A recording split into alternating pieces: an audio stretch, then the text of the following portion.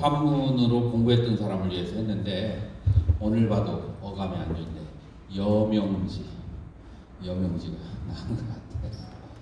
오늘 봐도. 그리고 그 뿌라바까리라고 하는 산스크리트 단어가 정확하게 여명이라는 뜻이에요. 그래서 아리안 이 사람들이 유목민이잖아요. 유목민이 중동 지역을 그렇게 갔다가 저 아프가니스탄, 그 파키스탄 그쪽으로 와서 거기에서 두 그룹으로 나뉘는데 하나는 이란 쪽으로 빠지고 또 하나는 히말라야 산맥을 넘어서 그 힌더스 강 이제 거기 북부에 정착을 하게 되죠. 그때 이 유목민들이 생전 그 바다에서 해가 떠오르는 것을 봤어야지. 그래서 이 사람들이 해에다가 5개의 이름을 만들었어요. 그래서 뿌라바까리 바다에서 막 해가 뜨기 시작할 때 그 뿌라바까리 여명지라고 했고 해가 한 중천에 떴을 때는 슈리아 그래서 태양이라고 이제 그렇게 하고 뭐 이름을 5개나 그렇게 지었어요. 그래서 정확하게 표현하면 번역하면 이 뿌라바까리라고 하는 것은 여명지에 해당해요. 이제 막 빛이 나기 시작합니다. 어디에서 빛이 나죠? 자기 마음에서 빛이 나기 시작해요. 마음이 더러움을 여의었기 때문에. 자, 그러면서 몸에도 영향을 주면서 몸도 이제 빛이 나기 시작하죠.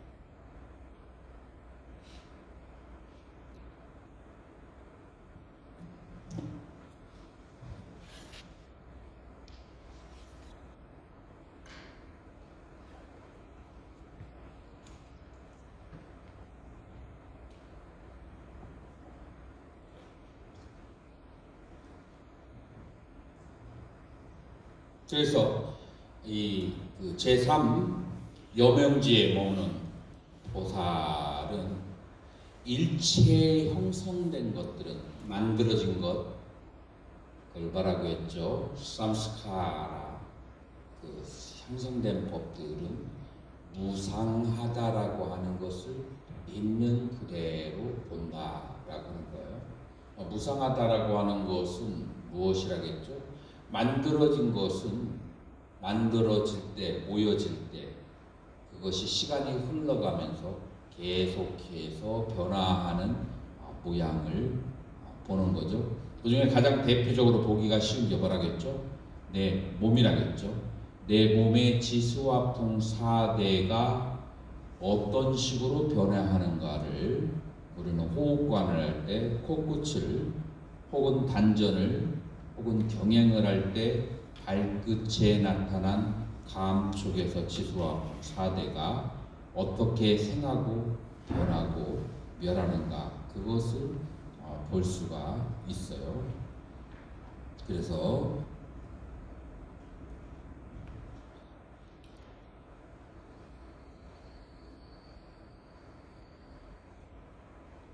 이제 유희법의 허물에 대해서 10가지로 관을 하게 되는데요. 이 일체 중생들의 10가지 마음. 첫 번째, 중생들을 이끌어주는 스승도 구제할 자도 없다.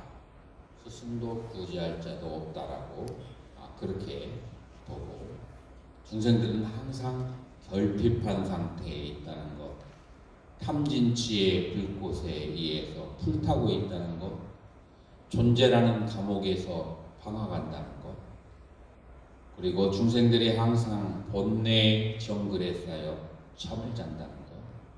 중생들은 관찰하는 힘이 부족하고 선한 법에 대해서 열망이 없고 부처님의 가르침에 미혹하고 윤회의 흐름을 따르면서 해탈의 길을 잃어버린 채로 방황하는 중생들의 마음을 이렇게 추이를 길어서 보게 되는 거죠. 이런 10가지 허물이 있는 중생들을 보면서 연민심을 내면서 잊을 중생들을 구제하고 해탈하고 열반으로 이끌어야 되겠다라고 그렇게 생각을 하죠. 그러면 이러한 10가지 번뇌가 있는 사람을 어떻게 열반에 들게 할 수 있을까라고 고민을 하다가 그들을 열반에 들게 하기 위해서는 장애 없는 해탈지혜를 내가 먼저 증득해야 되리라 라고 그렇게 생각하고, 그러기 위해서는 불생불멸의 지혜를 얻어야 되는데 곧 해탈이죠. 불생불멸은. 그러려고는 이 불생불멸의 지혜를 얻으려면은 선정에 능숙하는 수밖에 없겠다라고 마음을 기울이고 선정을 얻게 하기 위한 여러 가지 법을 듣기를 밤낮으로 갈구하고 그 다음에 선정에 얻는 법을 그것을 배우다가, 그리고 이 모든 것을 다 보시하고 버려서라도 이 선정을 얻는 법을 그렇게 구하게 되는 거죠. 그래서 이 선정의 법에 대해서 듣고 그 다음에 그것을 깨달으면은 재석천이나 천상의 지위를 얻는 것보다도 더 기뻐하는 마음을 가지고, 내가 이 법 한 구절을 듣기 위해서는 화염이 가득 찬 불구덩이에 내 몸을 던져서 그렇게 태운다 할지라도 기쁜 마음으로 이 선정을 닦는 가르침을 들으라 라는 그런 생각을 하는데, 그 사막도에 들어가도 기꺼이 이 법을 넣기 위해서는 할 텐데, 끝까지 불구덩이에 들어가는 것은 불구덩이에 들어가 좀 있으면 죽어버리는데 그게 고통이 얼마나 가겠어요? 하루를 가겠어요? 이틀을 가겠어요? 지옥의 수십억 년의 고통에 비해서. 그래서 그런 것들은 과감히 하리라라고 하면서 법에 대한 희구하는 마음을 점점점 증장시키고, 그러면서 이 가르침을 실천하면서 선정을 닦는다라고 하는 거죠. 자, 선정을 닦을 때 어떤 식으로 닦는가? 여기 한글을 여러분들은 쳐다보세요. 까마이히 비빅담, 오용락으로부터 비빅담, 멀어지고,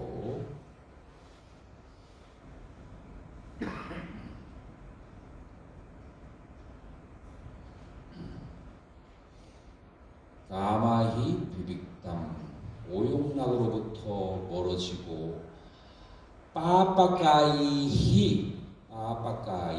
악으로, 그 다음에 아쿠살라 불선한, 다르마이히 불선한 그 법으로부터 떠난 다음에, 자, 그래서 오용락을 여의고 불선한 법을, 아까 뭐라 그랬죠? 불선한 법은 십악이라고 했어요.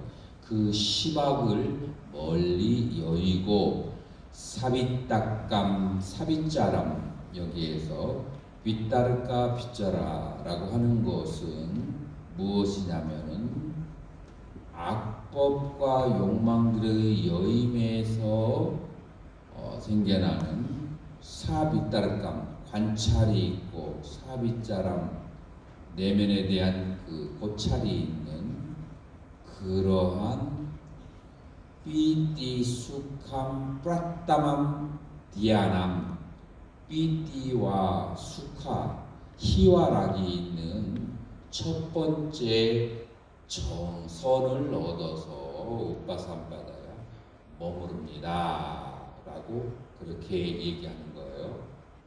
자, 여기에서 무엇을 가지는가? 삐띠하고 수카, 기쁨과 행복이 있어요.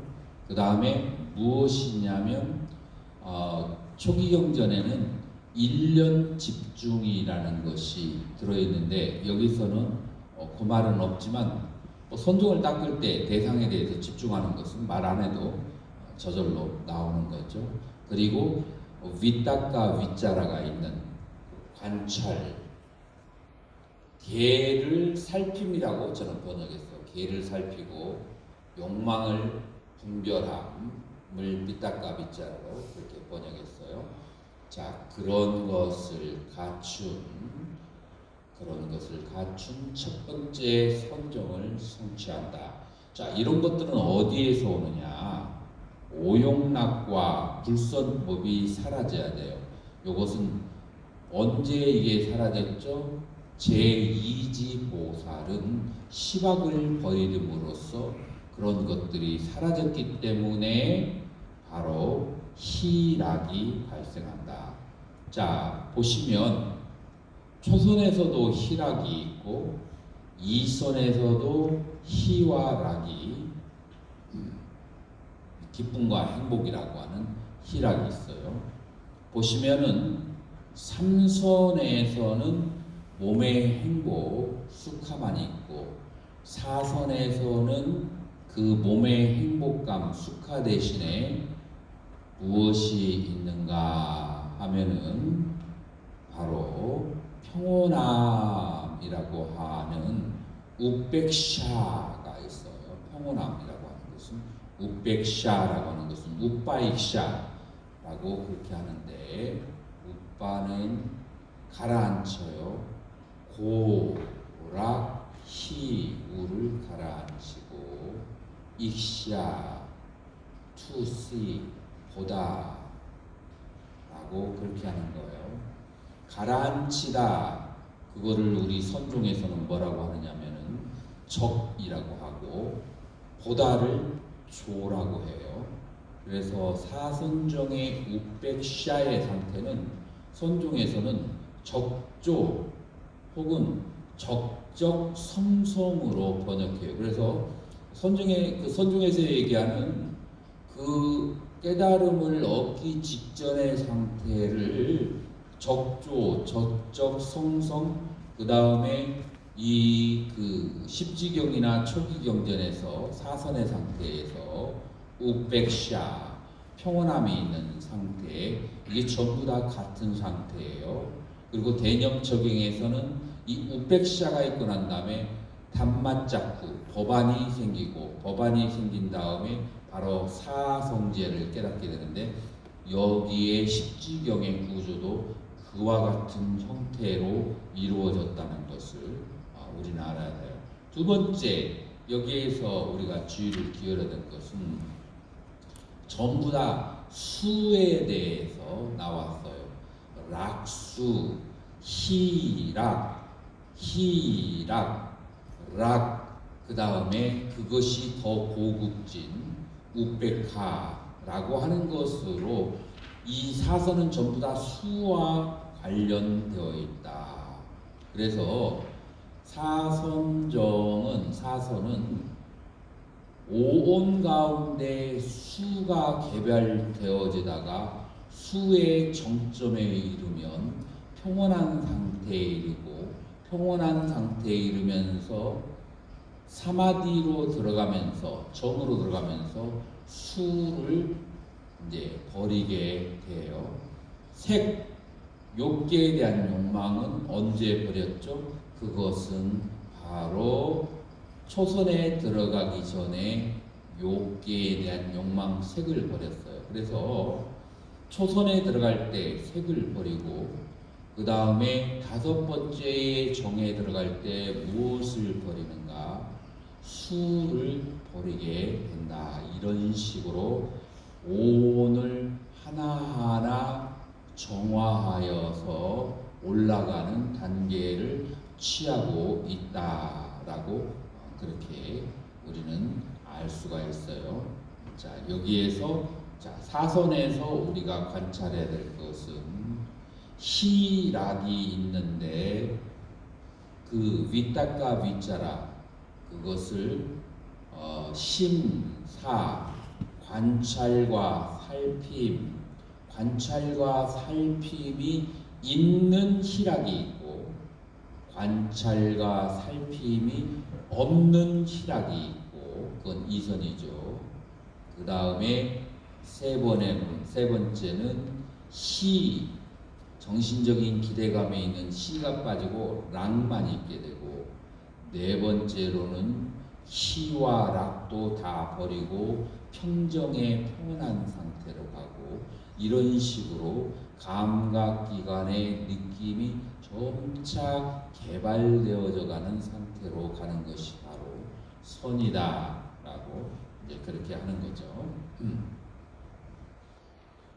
자, 그래서 보살이 이러한 그 선정을 닦는 것은 칠각지의 깨달음의 단계를 완성시키기 위한 것이지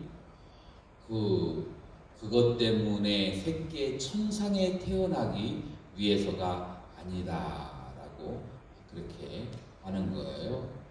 자, 이 삼지 여명지에 그 머무는 그 보살은 수행으로서 십바라밀 가운데 무슨 바라밀을 인욕바라밀을 성취한다라고 그렇게 하는 거예요. 왜 삼지에서 인욕바라밀을 성취하냐면 마음이 밝아지고 사선과 사전과 오신통의 힘이 나오기 때문에 이때 진심을 바라게 되면은 그러면 엄청난 악업을 짓게 돼요.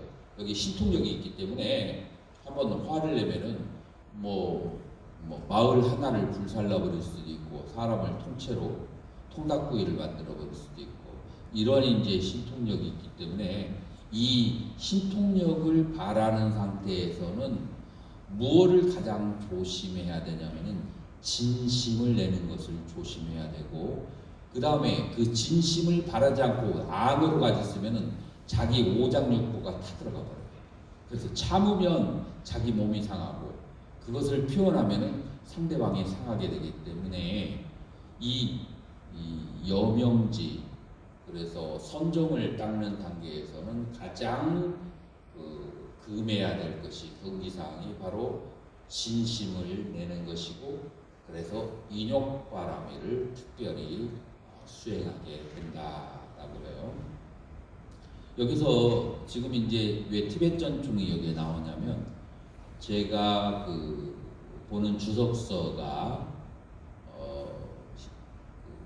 세친보살의 십지경론과 아까도 얘기했던 월친보살의 입중론의 그 주석서 양쪽을 의지한다고 했잖아요. 그래서 지금 여기에 나온 것은 입중론에 나온 주석서들에 의거하면 어떻게 되느냐면은 초지보살은 번뇌장을 소멸하고 이지부터는 소지장을 소멸한다 라고 하는 그런 말은 티베트 사키야 학파에서 얘기를 해요. 그래서 교학이 굉장히 발달한 학파는 티베트의 4대 학파 중에서 사키야 학파, 왜냐하면 사키야 반디타라고 하는 그런 사람이 아주 위대한 그런 학자예요.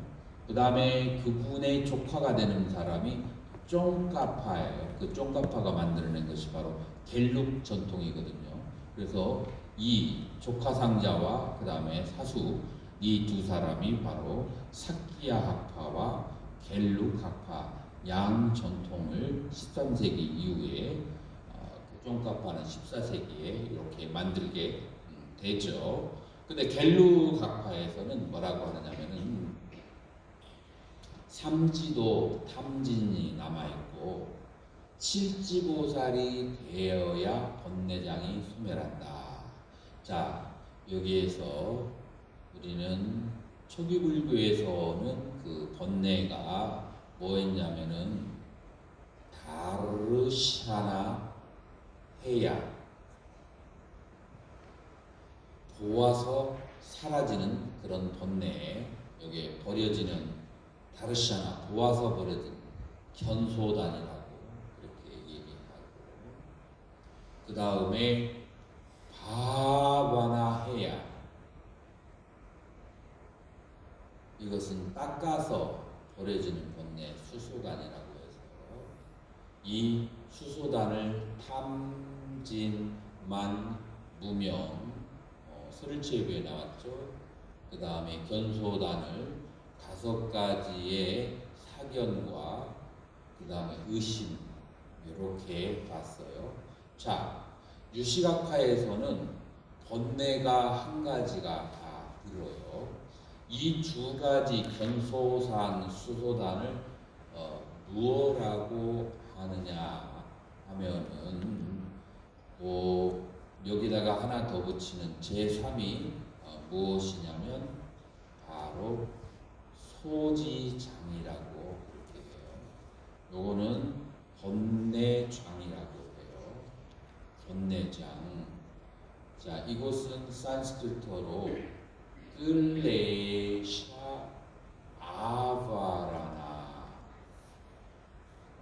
아바라가 장애예요. 장애가 끌레샤가 바로 번뇌 그런 뜻이에요. 그래서 번뇌장이라고 해요. 자, 이 번뇌장이라고 하는 것은 언제 소멸이 됐는가 하면은 십지경에서는 육지보살이 돼야 번뇌장이 소멸한다. 이 번뇌장이 소멸하면은 설체유부나 출불교의 전통에서는 어떤 상태에서 번뇌장이 소멸되죠? 10개 번뇌가 아라한이 되어야 번뇌장이 소멸돼요. 완전히. 자, 이런 이유 때문에 육지하고 아라한이 번뇌를 소멸하는 경우에 있어도 지혜라고 하는 경우에 있어도 동등하다는 것을 제가 얘기를 하는 거죠. 자, 그런데 육지보살이 되어서 칠지가 되어도 아직 남아있는 것을 소지장이라고 해요. 요게 산스크리트는 냐 아바라나라고 해요. 그래서 이건 뭐냐면은 장애, 무슨 장애냐면은 알매 장애, 소지장이라고 그래요. 여기서 말하는 알매 장애는 뭐를 말하면 부처님하고 아라한하고 차이점이, 부처님은 아라한은 일체지를 얻었는데 부처님은 일체 종지를 얻었다고 해요. 자, 일체지하고 일체종지의 차이점은 무엇이냐? 여기서 말하는 일체지라고 하는 것은 프라냐, 공성을 체득한 것, 모든 것을 해체하는 지혜를 얻은 거예요. 육지에서는 그렇다겠죠. 일체종지라고 하는 것은 십지에서 말하는 시간과 공간과 십계를 초월하는 능력을 가진 그런 신통지를 일체종지라고 해요. 그런 일체종지의 알매 장애가 되는 것을 소지장이라고 해요. 그래서 이거는 일반 장애가 아니고 무엇의 장애냐면은 부처가 되는데 장애가 되는 거예요. 이건 일반 장애가 아니에요. 이것은 아라한도 이런 장애가 있어도 무방해요. 이 소지장이라고 하는 것은 그건 번뇌장이 아니에요. 그 모든 번뇌를 아라한이 끌었지만 그 끄는 아라한이 일체 법과 그 다음에 시간과 공간을 초월해서 아는 그런 신통지가 없는 이유가 뭐냐면 그 소지장이라고 하는 장애가 아직 풀려지지 않은 거예요.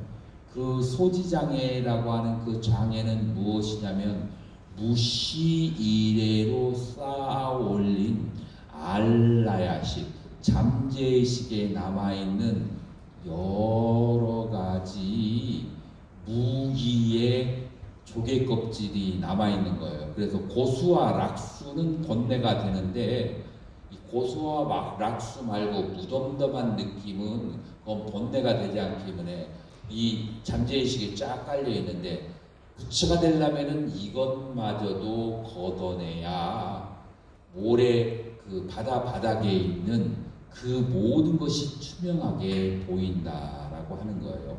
자, 그것을 소지장이라고 하는 것이고, 이 소지장은 칠지부터 다스리는 것으로 되어 있다. 이제 그렇게 여러분이 아시면 돼요. 그래서 여기에서 인욕바라미를 제3지부터 반드시 수행을 해야 되는 거죠.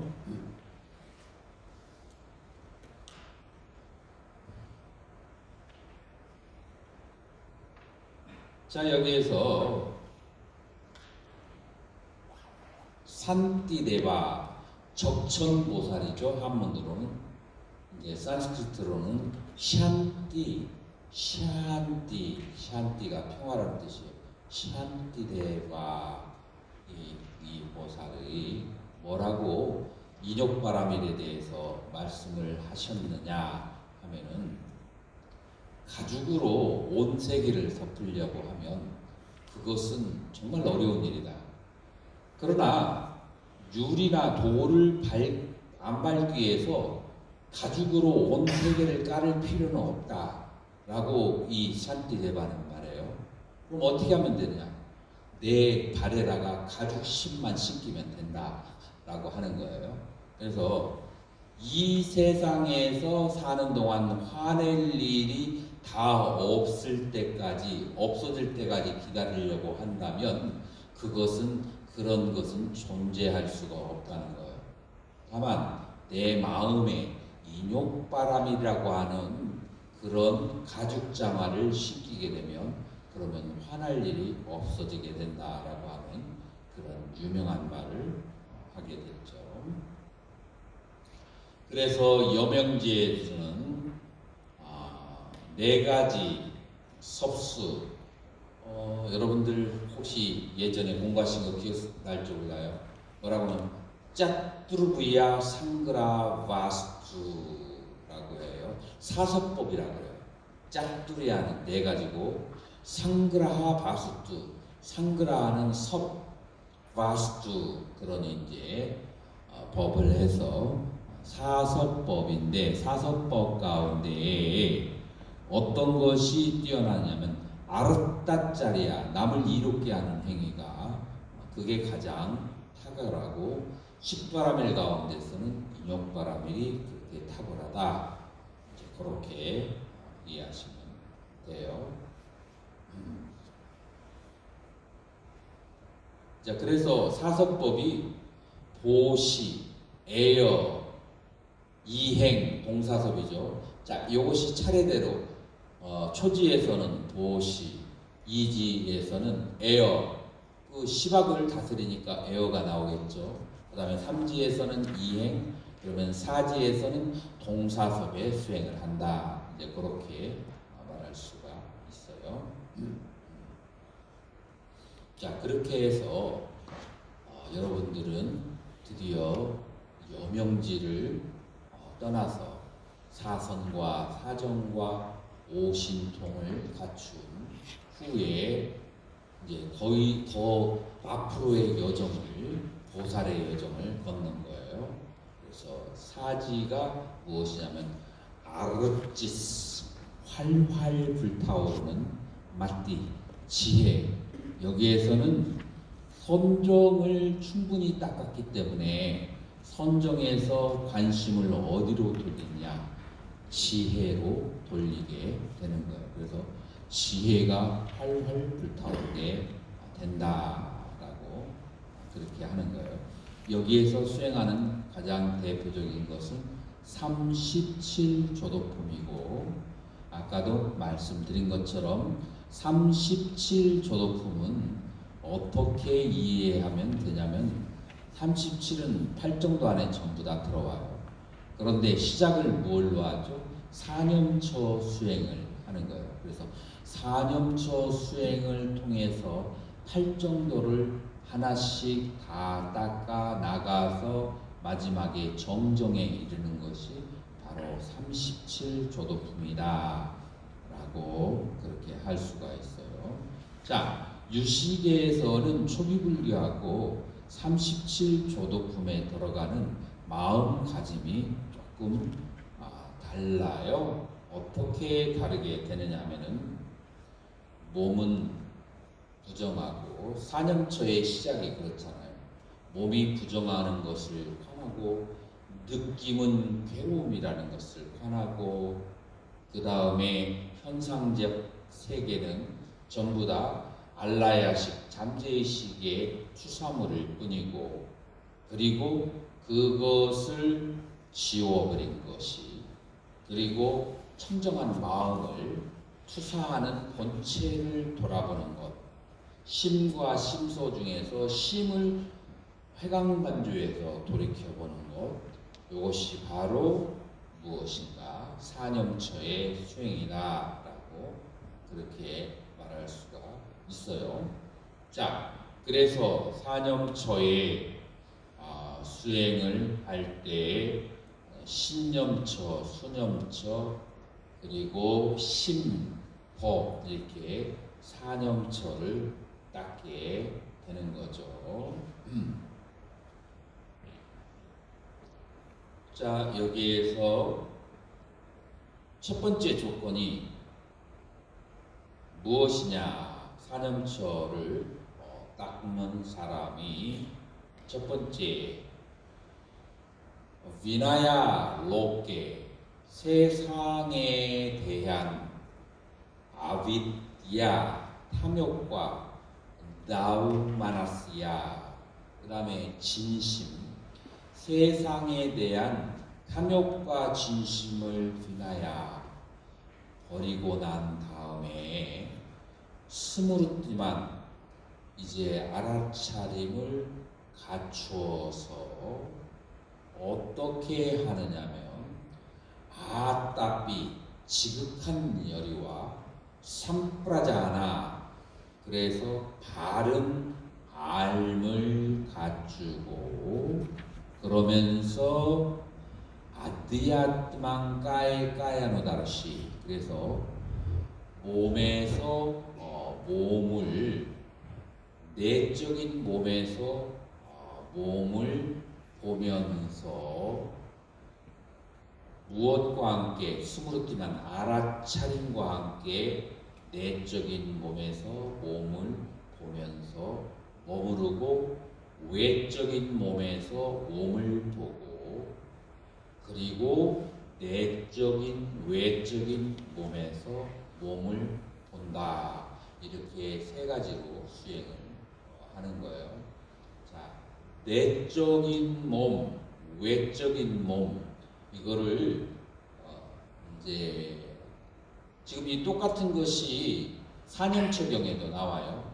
그래서 이 사념처경에 대한 미얀마와 그 다음에 태국, 그 다음에 스리랑카에 대한 주석이 각각 다른데 어떻게 다르냐면은 그 중에 가장 대표적인 해석이 무엇이냐면 내적인 몸이라고 하는 것은 내 몸을 말하는 것이고 외적인 몸이라고 하는 것은 내 앞에 있는 사람들의 몸을 얘기하는 거예요. 그래서 내 몸에 대해서 알아차림을 갖추는 거예요. 자, 내 몸에 대해서 어떻게 알아차림을 갖추는가 하면은 숨을 들이쉬고 내쉴 때 코나 단전이나 발바닥에서 지수와 풍사대를 관찰하는 것이 내 몸을 관찰하는 것이에요. 두 번째로는 10가지로 부정관을 관하는 것이죠. 자, 그런데 외적인 몸, 타인의 몸을 관찰하는 것이 왜 필요하고 중요하냐면 탐심은 몸에 대한 탐심은 내 몸에도 있지만 굉장히 많은 부분이 누구에게 상대방에 대한 탐심을 가지는 경우가 많잖아요. 그래서 내 몸을 먼저 그렇게 관찰하고 그다음에 타인의 몸들을 관찰해서 내 몸과 타인의 몸이 지수화풍 4대로 이루어졌을 뿐이고 부정한 것이라고 하는 것을 보아서 지수화풍 4대에는 실체가 없는 것을 보아서 이 몸이라고 하는 것은 나도 내 것이 아니라는 것을 알고 더 나아가서 부정하다라는 것을 아는 것, 이 두 가지로 수행하는 것이 바로 신념처라고 그렇게 말할 수가 있어요. 이와 같은 것처럼 우리가 가지고 있는 느낌, 우리는 6가지 감각기관이 3가지로 계속 느껴요. 눈으로 볼 때 그런 말 많이 하죠. 저 사람을 보는 것이 내 눈이 고통스럽다. 아주 못생긴 사람을 볼 때 사람들이 농담으로 그런 말을 하죠. 그 다음에 이런 말도 하죠. 야, 저 사람들을 보니까 눈이 즐겁다. 아름다운 옷을 이제 제가인들이 그런 식으로 맞이하죠. 그래서 우리는 눈으로 대상을 볼 때 미세하게 락수가 있고 고수가 있고 그 다음에 그런 것이 없는 무덤덤한 느낌이 있어요. 자, 귀로 소리를 들을 때는 더 제가 할 수 있어요. 절에 와가지고 누가 마이크로 크게 소리를 지르면서 얘기를 하면은 고수를 느끼는 경우, 스리랑카에 가면은 인도 스리랑카 가면 확성기를 틀어놓고 절에서 막 그냥 빵빵거리면서 할 때 많은 사람들이 괴로워하더라고요. 특히 한국 사람들 음감이 예민해가지고 그래서 고수를 느끼죠. 아니면은 스리랑카 인도에 찬팅하는 것을 들었을 때 스리랑카 찬팅은 은빛 물결이 흘러가는 것 같고 인도의 찬팅은 금빛 물결이 흘러가는 것 같아요. 그래서 그 소리를 들으면 또 즐거워하겠죠. 그래서 우리는 소리를 들을 때도 고수, 락수, 무덤덤한 코로 향기를 맡을 때도 고수, 락수, 무덤덤 몸으로 촉감을 느낄 때도 고락, 무덤덤 마음으로 어떤 대상을 생각할 때도 고락, 무덤덤 3가지의 느낌으로 벌어지는데 문제는 뭐냐면 이 3가지 느낌 다 허물이 있어요. 좋은 느낌은 참심으로 발달하고 싫은 느낌은 진심으로 발달하고 무덤덤한 느낌은 무엇으로? 치심으로 발달해요. 그래서 움츠고 뛰고 도망갈 데가 없어요. 우리가 가질 수 있는 느낌은 전부 다 고락불고불락인데 고락불고불락을 받으면 받을수록 우리는 탐진치가 더 쌓여 가는 거예요. 그러니까 나이가 들면 탐진치가 많이 쌓여지고 그래서 노인네들 노탐이라고 하잖아요. 탐진치를 그렇게 쌓아요. 자, 이런 상황 속에서 수행이라고 하는 것은 사념처라고 하는 것은 무엇인가 하면은 초기 불교에서는 눈으로 대상을 받을 때 그래서 대상을 받지 말라고 해요. 왜냐하면 탐진치가 생기기 때문에. 자, 유식은 쉬워요. 유식은 어떤 식으로 그렇게 관을 하죠?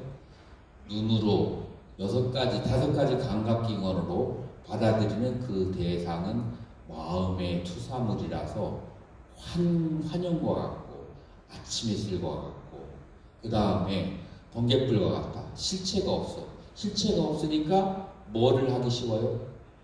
3가지 느낌의 탐진치를 갖지 말아야 되는 거예요. 자, 그래서 어떤 스님이 나한테 수행은 쉬운 거다 라고 얘기하는데 그 도요토미 히데시가 도쿠가 이에야스가 이런 말을 했어요. 인생은 무거운 짐을 짓고 언덕길을 올라가는 것과 같다고 해서 제가인도 그 정도 통찰력이 있어요. 인생이라고 하는 것은 무거운 언덕길로 먼덕길을 그렇게 올라가는 거예요. 얼마나 헛헛거리고 힘들겠어요. 또 어떤 사람은 이 산다는 것은 물결을 거슬러 올라가는 그런 배와 같다고 했어요. 자, 제가인들의 삶이 그런데 수행자의 삶은 어떻겠어요?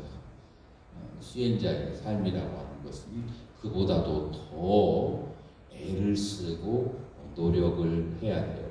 우리에게 가지고 있는 3가지 느낌이 바로 고소락수, 불락수인데 이 3가지 느낌 어디에 마음을 두어도 탐진치가 등장한다고 하니 여기에 마음을 두지 않으려면 계속 내가 보고 듣는 것이 바로 마음의 투사물이고 실체하지 않는다고 끊임없이 자기 마음속에서 되뇌야만 하겠죠.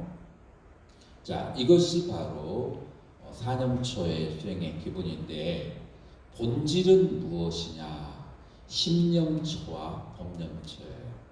계속해서 강조하는 것처럼 이게 선종으로 이어지기 때문에 마음은 대상을 아는 힘을 가지고 있고, 그 다음에 법이라고 하는 것은 마음에 알려진 여러 가지 개념과 여러 가지 표상들이에요.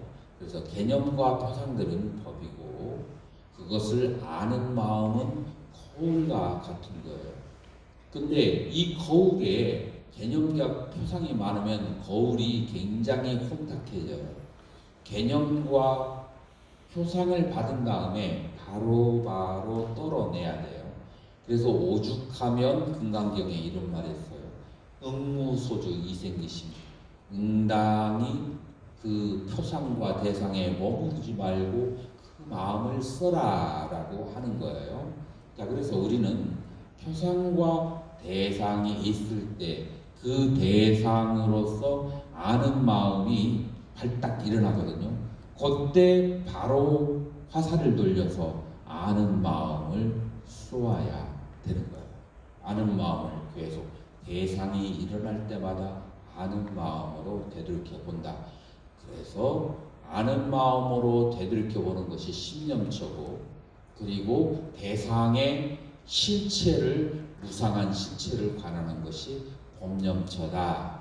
그렇게 생각하면 돼요. 자, 이렇게 사념처의 수행을 맺지에서 사지에서 수행을 하는데, 왜 1도 2도 아니고 3도 아니고 4에서 하는가 하면은 밑에 바탕과 단계가 돼야 되는 거예요. 선정이 어느 정도 닦아서 마음이 쉬워져야 이 신수심법을 볼 수 있는 마음의 여유와 정확도가 생겨나는 거예요. 자, 그러면은 여기에서 37조두품을 닦는다는 것이 무엇이냐면, 이 사념처를 계속 닦아 나가면서, 그러면서 이것이 칠각지를 통해서 바로 바른 선정으로 들어가요. 자, 칠각지라고 하는 것이 무엇인가?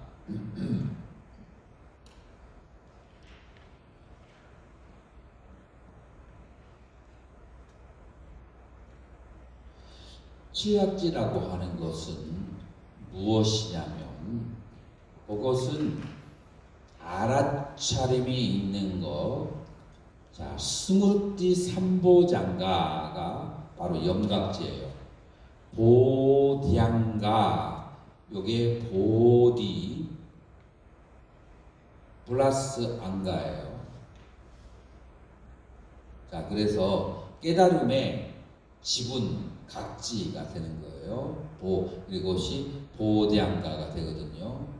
스무르띠 하면 염이에요. 그래서 염각지라고 그렇게 하죠.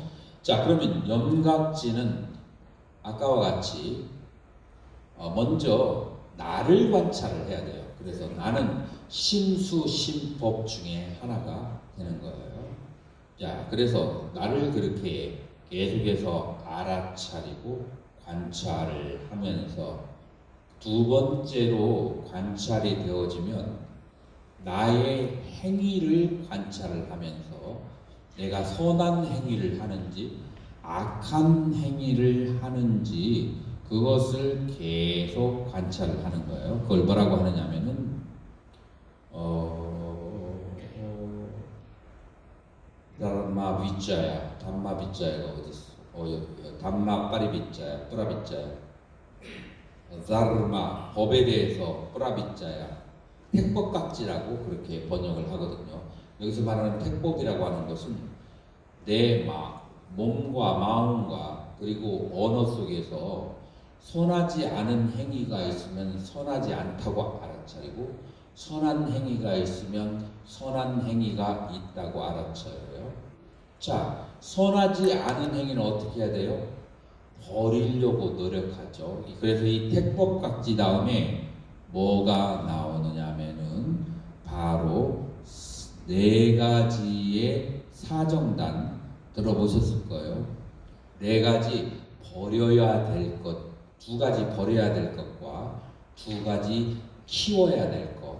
그래서 두 가지 악한 법은 버려야 되고 두 가지 선한 법은 증장시켜야 돼요. 두 가지 악한 법이라고 하는 것은 하나는 이미 일어난 악, 두 번째로는 이미 일어날 것 같은 징조가 보이는 악. 그래서 그 악의 그 씨를 주지 말아야 되죠. 두 가지 선이라고 하는 것은 이미 일어난 선, 그 다음에 선이 일어날 수 있도록 이렇게 네 가지로 노력하는 것을 사정단, 사정근이라고도 하죠.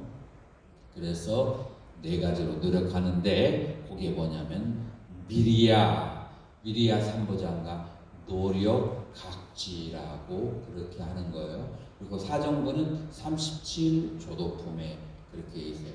그렇게 버려야 될 것을 버리고 증장시킬 것을 증장시키는 그런 네 가지의 노력을 하고 나서 그것이 애를 쓰지 않아도 이제 숙달이 되었을 때 우리는 무엇이 발생하냐 하면은 프리티 정신적인 그런 희열이 발생하게 돼요.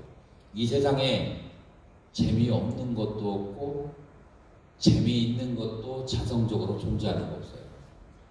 좌선을 하든지 아니면은 불경을 공부하든지 처음부터 재밌는 사람은 없어요. 언제 재밌어지냐? 숙달되어지면, 습관이 되어지면 재미가 있는 거예요. 내가 선법이 재미가 없으면 지금까지 내가 숙달을 어떤 쪽으로 했어요?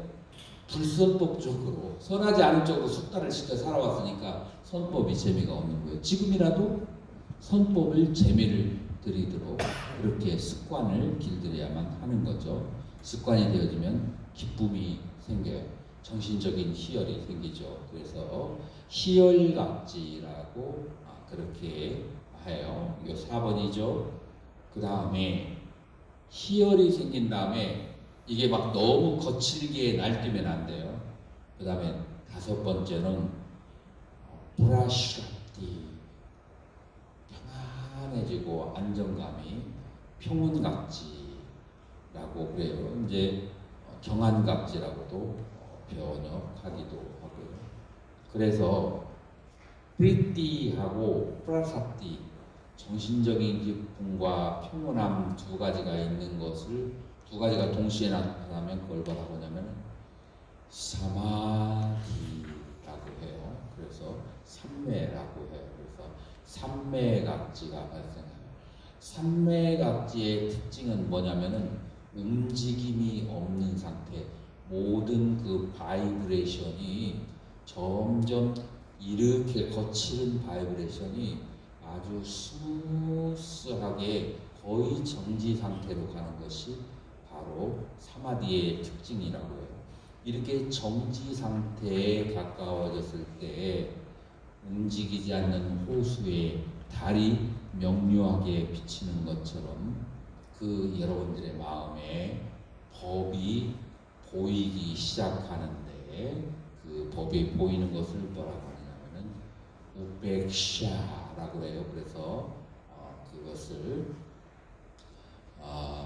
uk바 익샤 평온각지라고 번역하는데 차라리 한문권에서 얘기하는 고요할 적자 빛출조에서 적조각지라고 하는 것이 의미가 명확해요. 고요하게 비추는 상태가 이 칠각지에서 발생하고 그 칠각지 이후에 뭐가 생긴다고요? 단맛작구, 법안이 생겨요. 이 법안이 생겨서 뭐가 보인다고요? 사성제가 보인다고 했죠. 자, 그래서 이 칠각지와 37조도품을 다 성취했을 때 우리는 사지에서 어디로 가느냐면은 오지로 가게 돼요. 자, 그래서 오지에서는 이제 그 불타는 그 지혜, 활활 하오르는 지혜로 법을 보기 시작해요. 그 법을 보기 시작하는 것이 무엇을 본다?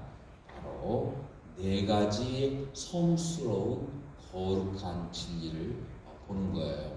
다시 말해서 이 사성제는 범부중생은 이치적으로 이해하려고 노력할 뿐이지 진정으로 자기 마음속에 개합이 안 돼요.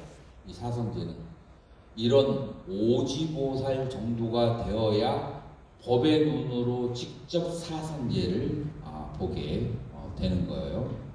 자, 예를 들어서 우리는 초기 경전 가운데 사문과경이 있어요. 그래서 사문에게 그 얻어지는 경지인데 이 사문과경에서 사성제는 언제 그 보이냐면 사선을 닦고 그러고 난 다음에 의성신을 이루어서 그 의성신에 의해서 세 가지 신통을 얻죠. 첫 번째 신족통, 하늘과 땅과 마음대로 갈 수 있는 신통력과 두 번째로 하늘과 땅을 마음대로 다니다가 들리는 것을 들으면 천이통이라고 해요. 그러다가 사람들의 마음이 읽혀지면 파신통이라고 해요. 이 세 가지 신통을 얻고 난 다음에 그 다음에 얻어지는 것이 요거는 이제 신족총, 천이총, 탄한통은 공간의 자유죠. 자, 그러고 난 다음에 시간적 자유를 얻게 돼요. 언제? 숙명통을 통해서 자기의 전생을 볼 수가 있고 천한통으로 인해서 남의 전생을 볼 수 있어요.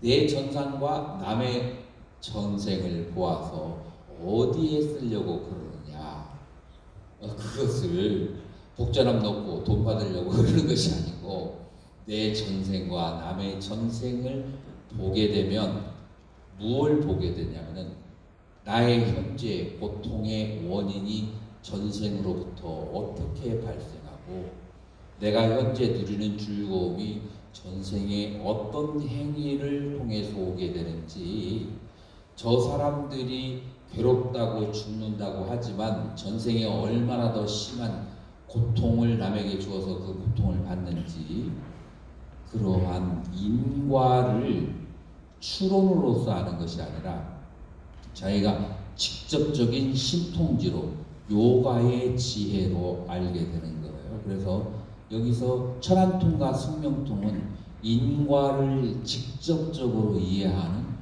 도구가 되는 거예요.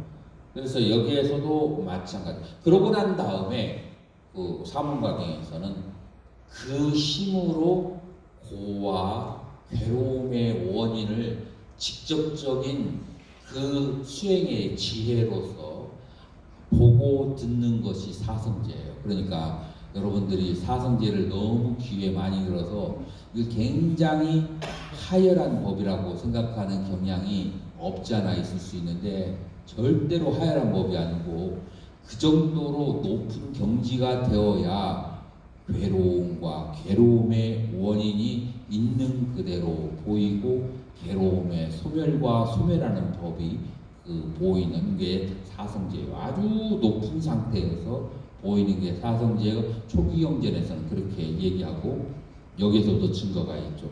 오지가 되어야만이 사성제에 대해서 직접적인 지혜로 알 수가 있게 되는 거예요. 이제 난승제라고 하는 것은 어떤 마군도 더 이상 오지보살을 유혹할 수가 없어요. 왜냐하면 진리를, 성스러운 진리를 이 세상이라고 하는 것은 고통의 밭이라고 하는 것을 알았기 때문에 이 세상의 것으로 그의 마음을 유혹할 수가 없어서 난승, 이기기가 어렵다. 누가? 마구니가 유혹을 해서 이기기가 어렵다고 해서 난승지다라고 그렇게 하는 거예요. 자, 그래서 여기에서 사성제의 진리를 보게 되는 거죠.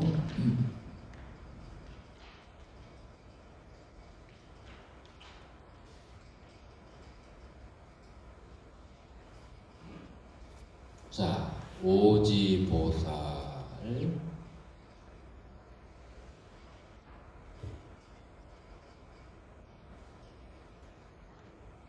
자, 여기에서 이쯤 되어서 우리는 선종에서 말하는 선의 상태가 요 사선사정의 선하고 같다라고 생각하시는 분 있나요? 아니면은 다르다고 생각하시는 분이 있으면 손 한번 들어주세요. 우리 그 정태혁 씨가 예전에 그 요가나 그런 책들을 인도 철학을 번역하면서 뭐라고 말씀하셨냐면 선이라고 하는 것은 인도의 디아나라는 것에 왔다. 그래서 이 선과 우리 선종의 선하고 동의어로 그렇게 얘기를 하더라고요. 요번에 말씀이 맞기도 하고 틀리기도 해요. 틀린 것은 뭐냐면 선종에서 말하는 선은 세간선이 아니에요. 지금 색계와 무색계의 선정은 세간선이에요. 선종의 선은 출세간의 선이에요. 자, 그러면 세간선과 출세간선의 차이점은 무엇이냐? 이제 초기불교에서 얘기한다면 수다원이나 아라한이 선정을 얻은 것은 출세간선이라고 해요. 그러나 수다원이나 사다함, 아나함, 아라한의 성의를 얻지 않은 사람들이 선정을 닦은 것은 그건 세간선이라고 그렇게 해요. 그러면은 세간선과 출세간선과 근본적으로 어떤 차이점이 있는가? 무슨 차이점이 있겠어요?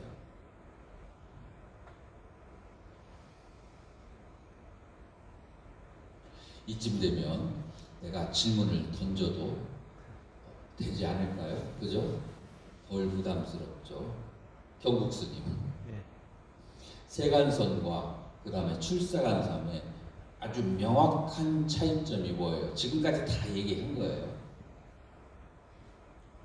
세간의 선정은 색계나 우색계를 바라보는 선정이고. 벌써 시작이. 그렇습니까? 보석스님. 예? 세간선과 출세간선정의 차이점이 뭐예요? 탐욕? 자, 그 차이점에 대해서 제가 말씀드릴게요. 오온무아를 깨달은 사람, 아공을 깨달은 사람이 선정에 들으면 출세간선이에요.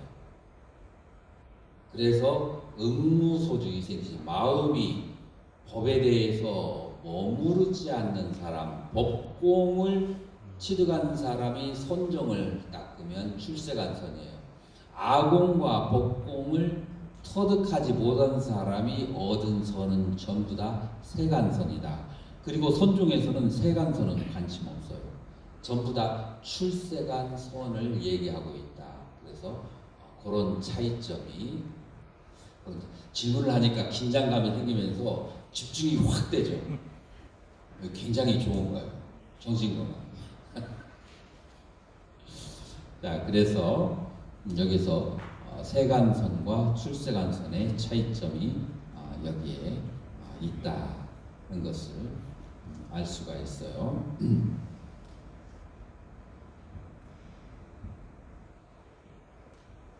이제 여러분들이 여기에 있는 내용은 마음법 귀를 체득하는 단계를 얘기하는데 나중에 여러분들 시간 있으면 한번 노트를 한번 보도록 하세요.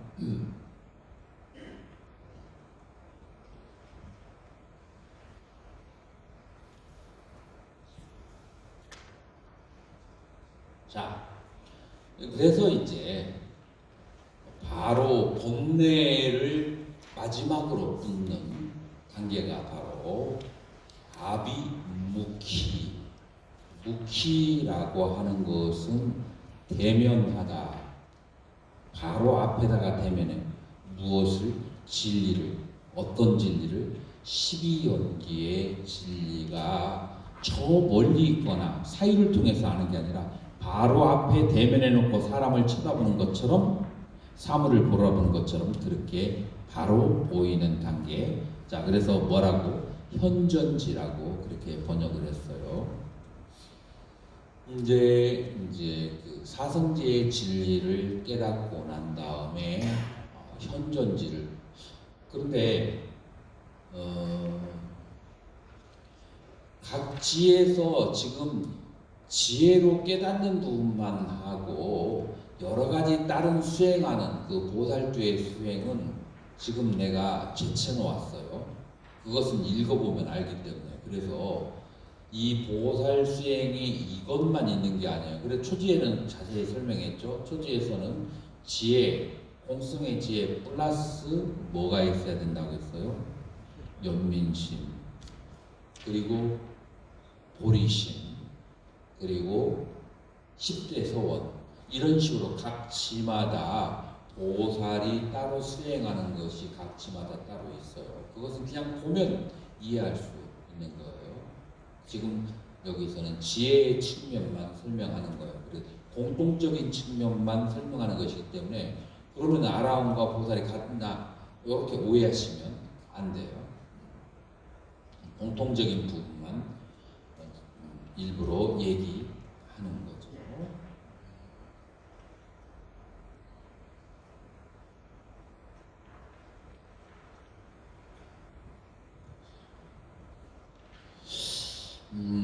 지금 저에게 화두는 뭐냐면 10분간 휴식하고 할 것인지 아니면은 내쳐서 해야 될 것인지 여러분들의 의향을 한번 따르도록 하죠.